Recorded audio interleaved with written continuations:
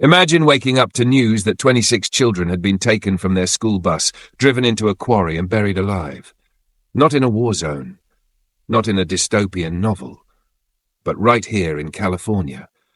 And now, imagine being told that the man who orchestrated that horror had been released on parole.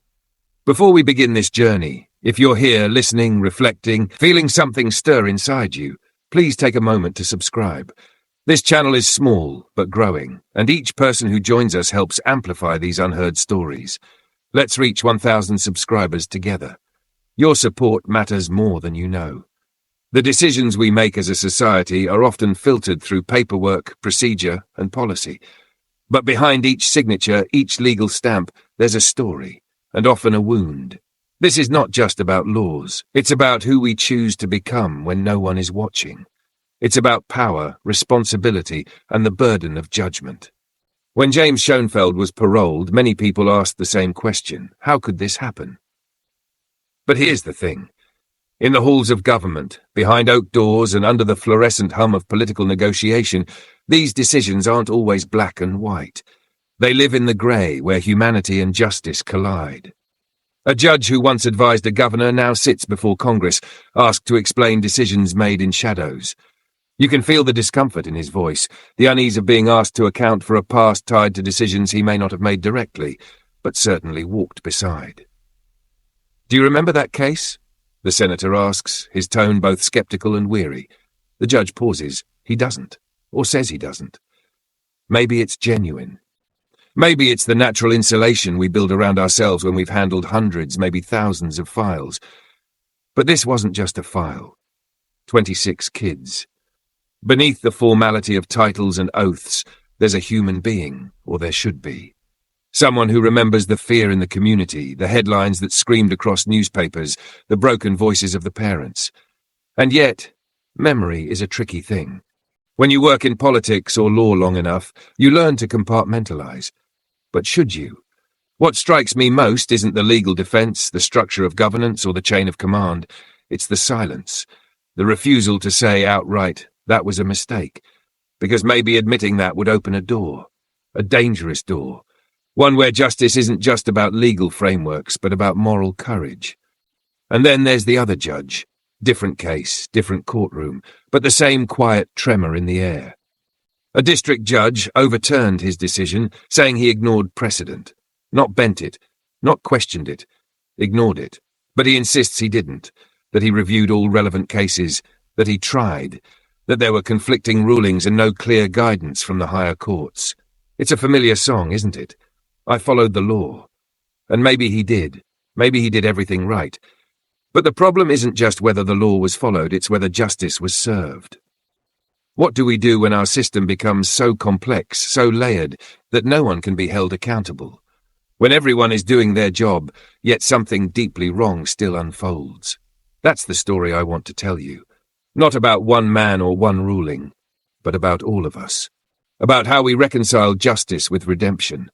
About whether some crimes should haunt us forever, and whether mercy can exist in the same breath as memory.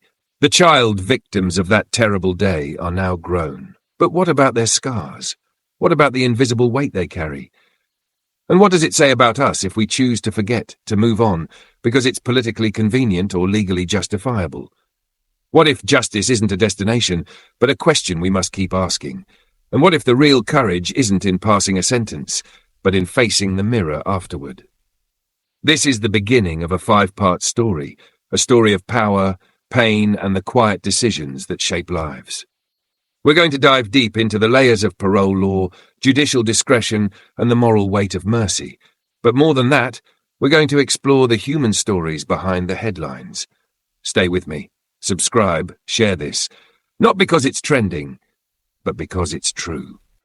It always starts with a name you don't recognize, a footnote in the news, a face on a parole board transcript. James Schoenfeld. At first, it doesn't register, it doesn't echo, but the deeper you go, the more it lodges itself somewhere beneath your skin. And suddenly, you're not reading a case file. You're seeing a school bus disappearing down a dusty road, filled with kids laughing one moment and crying in darkness the next. What kind of world lets a man like that out? That's the question people keep asking. But maybe the better question is, what kind of system turns mercy into math? There are voices who insist this wasn't arbitrary, that everything was done by the book, that parole decisions go through layers of review, stacks of documentation, psychological evaluations, community safety assessments, historical behavior, in-prison progress. They talk about rehabilitation like it's a switch you can flip, like decades in a cell can unwind a moment of monstrous clarity when someone buries children alive in a quarry. But somewhere between those files and those signatures, something human gets lost. Something real. Something sacred. It's hard to talk about justice without sounding cold.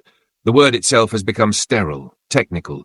We talk about it in terms of process, precedent, paperwork. But justice, real justice, isn't about clean conclusions. It's about the echoes that never leave us. There was a mother in Chowchilla who kept every piece of clothing her son wore that day. She couldn't bring herself to wash them, couldn't even touch them, just folded them, over and over like prayer. That boy's voice never rose above a whisper after that summer. And now the man responsible walks free. Not because anyone forgot, but because someone believed he changed. What do we do with that belief? What do we owe to redemption? That's the impossible tension behind the microphone. You see it in the eyes of Judge Coggins as senators press for answers. He speaks carefully, not evasively but deliberately, as if every word could ripple far beyond that chamber. He won't say he advised the governor on that specific case, he won't say he remembered Schoenfeld. But you can feel the internal storm. There's a difference between being guilty of a decision and being haunted by its consequences. In that courtroom, we're not watching a scandal unfold, we're witnessing the ache of responsibility, the way it curls around you and never lets go. What makes it even more complex is that, technically, Governor Brown was within his constitutional right. The parole board recommended release. The file was reviewed. The process was followed. But law isn't always synonymous with justice, and sometimes the people who interpret it are left with a void they can't explain. When the senator asked, "What planet did you parachute in from?" it wasn't just rhetoric. It was a cry from a nation struggling to understand itself, a nation trying to reconcile its deepest wounds with its highest ideals. We talk a lot in this country about second chances, but who decides when someone gets one? And why does it feel like the people with power are the ones least accountable when they get it wrong? Later, the questioning turned to another judge, Bossara. A different case, but the same core issue: judgment. In that courtroom, the conversation was about precedent, about copyright law and conflicting decisions. But underneath the legalese, the question was the same. When a judge rules, how do we know they truly see the people behind the paperwork? The district judge said Bossara ignored a whole body of case law, not disagreed, not critiqued, ignored.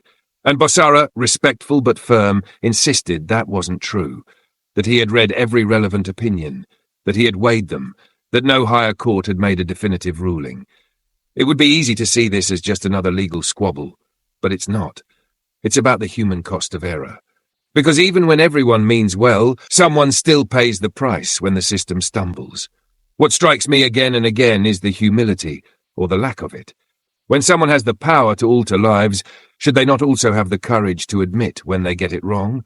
Or at least to say, I see the pain this caused, I acknowledge it. But that's not how systems work. Systems are designed to protect themselves first. Not out of malice, but out of fear. Fear of instability, fear of vulnerability, fear of being seen as fallible. And yet fallibility is the very thing that makes us human. That's the paradox. We expect our judges to be wise, impartial, and infallible. But when they are none of those things, we treat them as untouchable instead of accountable. The deeper I dig into these hearings, the more I feel the weight of all the voices we don't hear. The parents, the victims, the communities that live with the ripple effects, the ones who never got to speak at the parole board, the ones who weren't in the courtroom, the ones whose lives were altered forever by decisions made in quiet, air-conditioned rooms. There is a kind of moral loneliness in these halls.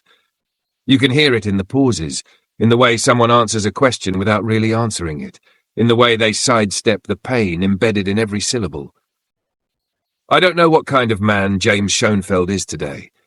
I don't know what he feels when he sees the sunrise. I don't know if he dreams of that bus, of those children, of the darkness and the dirt. I hope he does, because if he doesn't, then the system has failed in more ways than we can count. But I also know this. Redemption is not an entitlement. It is a gift. A fragile, sacred thing. And when we give it, we must do so not just with paperwork, but with conscience, with memory, with care. Because when we forget what someone has done, or worse, when we pretend it didn't matter, we betray not just the victims, but the very idea of justice itself. I wish I could say this story has a clear ending, that there is resolution, that someone stood up and said we were wrong and here's how we make it right. But that moment never comes. Not in the transcripts, not in the testimony, not even in the silences. Instead, we are left with fragments, with a system that did what it was designed to do, but somehow still left us all feeling hollow. And maybe that's the point. Maybe the purpose of these hearings isn't to resolve anything, but to remind us that justice is an ongoing conversation, one that we must keep having, even when it's uncomfortable, especially when it's uncomfortable. Because if we don't keep asking these questions, if we don't hold power to account, then what are we doing? There's a moment, late at night, when silence takes over. Not the kind of silence you hear, but the kind that wraps around your chest, tight, unyielding. In those hours, you wonder how many lives have been decided without a single soul knowing their names. You think about a dusty file on a government desk, a signature, a release order, and a man walking into daylight while memories remain buried. The public moves on, news cycles churn, headlines fade. But in the quiet places, in the hearts of those affected, the questions remain. They echo in the voices of survivors who now speak softly, not because they forgot, but because the noise around them never really listened. One of those voices belongs to Michael, one of the children who had been on that school bus. He's older now, with greying temples and a calm that feels earned through storms.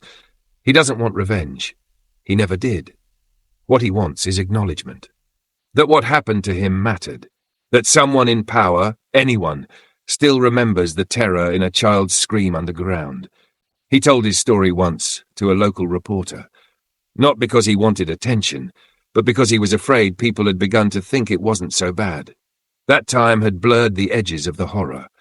That when they heard parole, they heard a technical process, not the reawakening of old wounds. What do we say to someone like Michael when the man who stole his childhood is declared rehabilitated? Do we say he served his time? Do we tell him that society has moved forward and he should too? Or do we sit with him in that ache and say, "You're right, this never stops hurting"? And what about the people making these decisions? What do they carry home at night? Do they look at their own children and wonder what they would do if it had been them? Or have they become so bound by legal framework that empathy no longer reaches them? Judge Coggins may not have signed the release, but he lived in the orbit of power when it happened. He sat in rooms where these discussions took place. He read files, offered insights, analysed behavioural reports, and while he may not have remembered Schoenfeld by name, surely he must have felt the gravity of a case so steeped in public pain. And yet, when asked if Governor Brown made the right decision, he answered with measured restraint. "I'd need to see the full file." Not wrong, but maybe not enough. We live in an age of precision. Every word in court is weighed, every document reviewed, but sometimes precision becomes a shield, a way to avoid saying the one thing that might matter most. "I understand why this hurts you." In every parole hearing, there's a balancing act between hope and harm, between belief in change and duty to protect. The problem is, the scales aren't always calibrated to human pain. They weigh behaviour charts, not sleepless nights. They study institutional conduct, not the shattered trust of a community. Redemption is a beautiful idea, but it must exist alongside accountability. And somewhere in this case, that line got blurred. The judge who overturned Basara's decision spoke plainly, said he ignored precedent, said he failed to consider binding cases. It was a rebuke, but also a reminder. Even the most thoughtful minds can miss something vital. Basara defended himself respectfully. He said he did his due diligence, that he weighed conflicting rulings, that the higher courts had not offered a definitive answer, and that's where the tragedy lies. Even when both sides are trying to do the right thing, someone can still feel deeply, permanently wronged. What if the law isn't about certainty, but compassion? What if we trained our judges not just in legal theory, but in trauma awareness? What if every file they read came with a letter from someone like Michael? Would it change anything? Would it shift the weight of the scales? Or would we still be sitting here, asking why the voices of the harmed are the last ones heard? It's not enough to say the process was followed. The process itself must be worthy of trust, and right now, many don't feel that it is. There are people watching this case who never met a victim, never read the transcripts, never saw the crime scene photos, but they feel it, deep down. Because they know what it means to live in a world where justice can sometimes feel like a lottery. The senator asking the questions wasn't just being political. He was channeling that disbelief, that deep civic frustration that bubbles up when people believe institutions are no longer working for them. And it's not about partisanship. This cuts across all lines. Because at the end of the day, we all want to feel safe. We all want to believe that if something terrible happens to us or our children, someone in power will fight to protect us. So when they don't, when someone like Schoenfeld walks free, we're left with more than anger. We're left with doubt. That doubt is corrosive. It eats away at our shared faith in the system. It makes people stop believing in the value of courts, of votes, of laws. And when belief collapses, the whole structure trembles. This is why these hearings matter. Not just to hold individuals accountable, but to remind us all that justice isn't automatic. It has to be built, brick by brick, choice by choice. Maybe what we need now isn't just better policy. Maybe we need more honesty. More leaders willing to say, we failed here, we missed something, and we're going to learn from it. Until that happens, the silence will remain. The kind that visits people like Michael when the world stops paying attention. But here, right now, we're still listening. We're still telling this story. Because truth doesn't disappear when the cameras turn off. It lingers, waiting for someone to finally look it in the eye and say, I see you, and I won't let you be forgotten. There are stories that never leave us. They find us again when we least expect it, tapping gently on the edge of consciousness like rain on an old window pane. No matter how far we move forward, they wait. Not because they are unfinished, but because they remain unresolved. This one keeps returning. Maybe it's because the crime was so unthinkable. Or maybe because the silence around it now feels like its own kind of violence. We say we value justice. We wear it like a badge in every corner of our institutions. But sometimes justice becomes performance. And the real work, the quiet work, the sacred work of remembering those who were harmed gets swallowed in the theatre of policy. Schoenfeld didn't just kidnap children. He buried them. He buried their innocence, their breath, their ability to close their eyes without fear. He buried the world their parents had believed in. And then, decades later, a piece of paper declared him fit to re-enter society. Can any document undo what was done? Can rehabilitation be measured by time alone or behavior alone?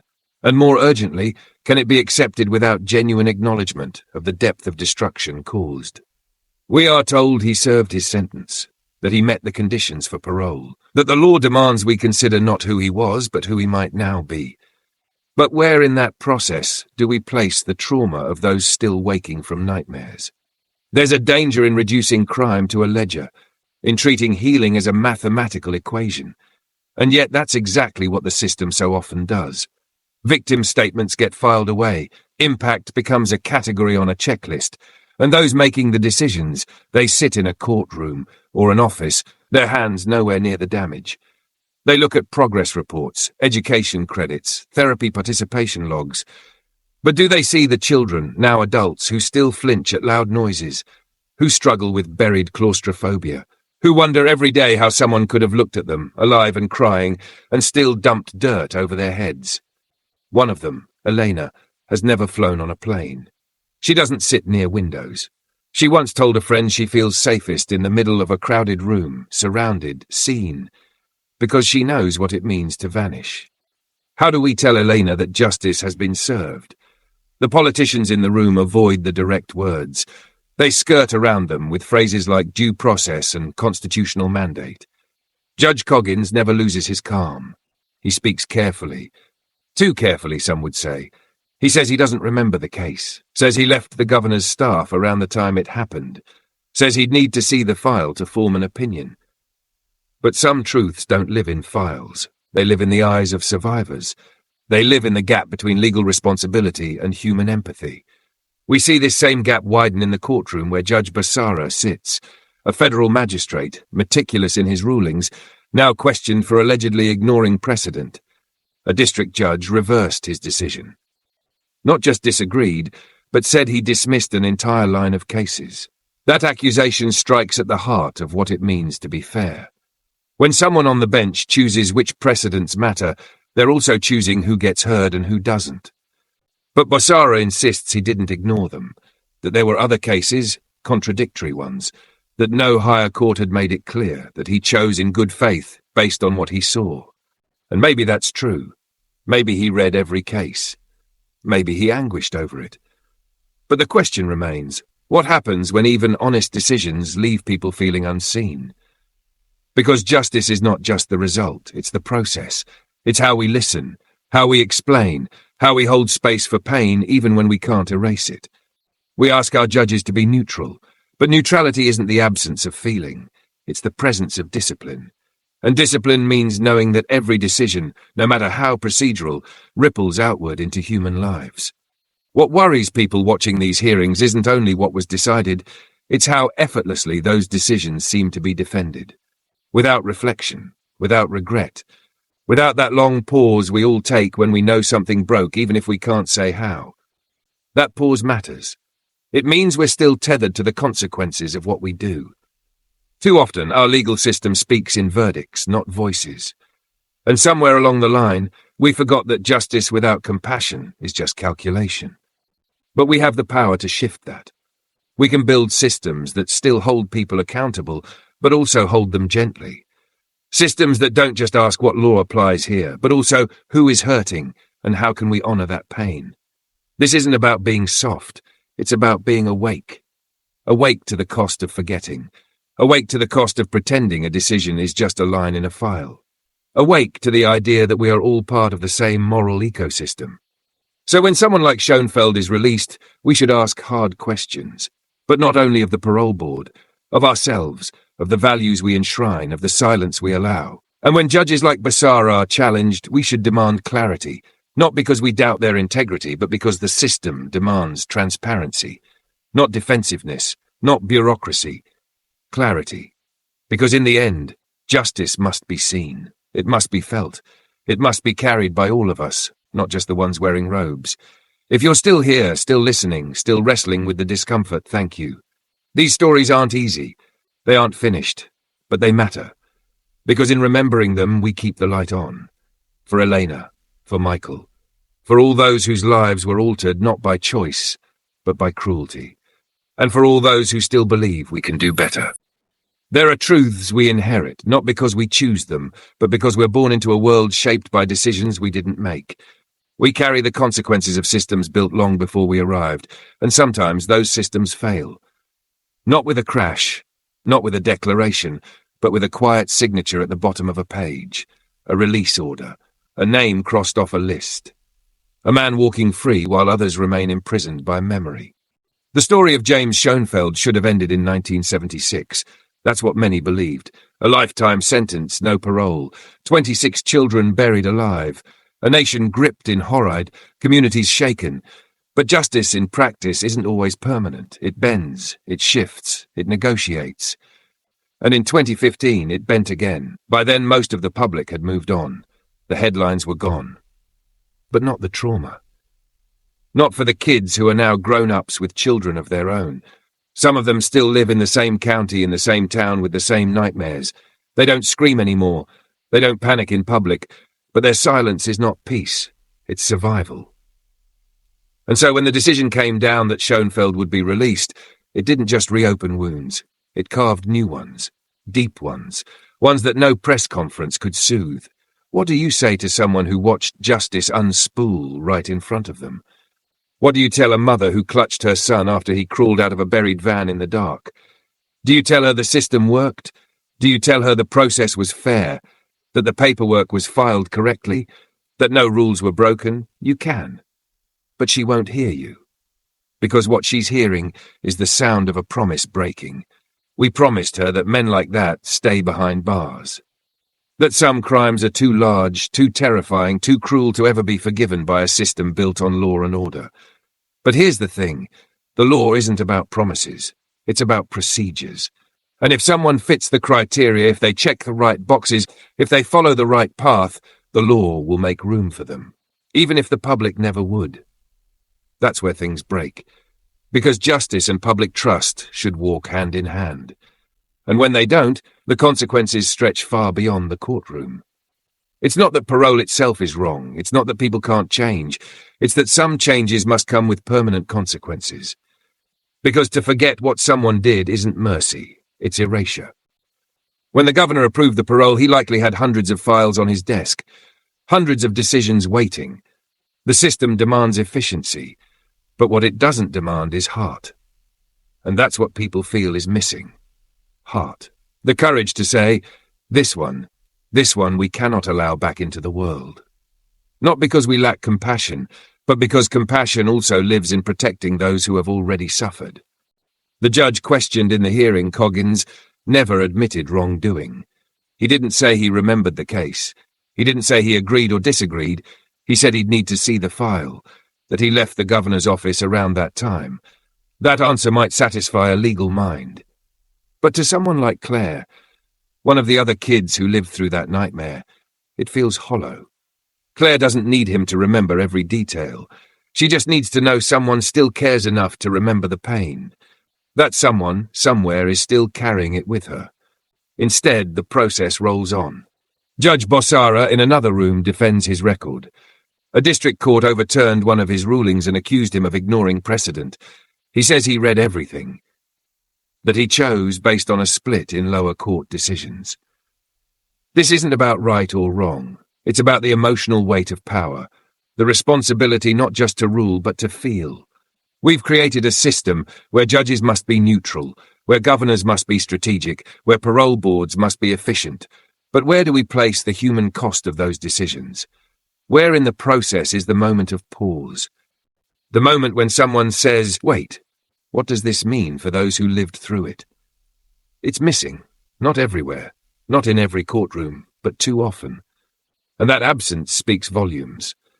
Imagine a different kind of system, one where survivors don't just get a few minutes to speak at a hearing, but are invited to be part of the ongoing story, where their pain isn't archived but integrated, where a decision to release a violent offender must first answer this question: have we done everything to heal those he harmed? And if not, how can we even begin to talk about justice? We often say that justice is blind, but maybe that's part of the problem. Maybe we've spent too long thinking it needs to be. What if justice wasn't blind, but aware? What if it saw everything? The scars, the fear, the long nights, the hope that someone would finally say, I see you, and I am so sorry this happened to you. Instead, what survivors get is silence, and silence, in these moments, is betrayal. Still, we tell these stories, not because we want to relive them, but because someone has to carry the truth forward. Because in the long shadow of legal outcomes, there must be light, a voice, a witness, a person willing to say, this wasn't just a legal error, it was a moral one. We need more of that. More honesty, more accountability, more grief shared, not hidden, because justice should never be a solitary thing. And if you're still here, if you're still listening, you're part of the resistance to silence. You're part of the movement to remind this system that it serves people, not processes. Hold on to that. Let it move you. Let it anger you. Let it soften you too. And when the next story comes, when the next name is called, the next file reviewed, the next parole granted, don't forget this one. Don't forget what we learned here. That beneath every decision, there is a child still learning how to breathe again in the dark, and someone must always be there, offering light. Now is the time to act, speak up, write your lawmakers, demand a system that remembers the victims first, share this story, refuse the silence, be the voice that makes justice feel human again.